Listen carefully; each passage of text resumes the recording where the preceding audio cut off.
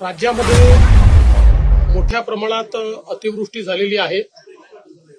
साधारणपणे गेल्या 3-4 दिवसातल्या सगळ्या अतिवृष्टीमध्ये जवळपास 12 ते 14 लाख एकर जमीन ही त्या ठिकाणी त्याच्यावरची पिकं जी आहेत ती बाधित झालेली आहेत।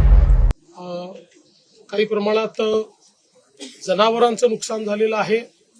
विशेषतः आपल्याला माहिती आहे की नांदेड जिल्ह्यामध्ये मोठ्या प्रमाणात जी काही ढगफुटी सदृश परिस्थिती झाली त्याच्यामध्ये 8 लोकांचा जवळपास मृत्यू झालेला आहे। त्यामुळे ती देखील एक अतिशय वाईट अशा प्रकारची घटना घडलेली आहे। ओव्हरऑल आता परिस्थिती बऱ्यापैकी नियंत्रणात आहे। मुंबईमध्येही मोठ्या प्रमाणात अतिवृष्टी झाली। काही भागामध्ये जवळपास 300 mm पर्यंतची अतिवृष्टी ही झालेली आपल्याला पाहायला मिळाली।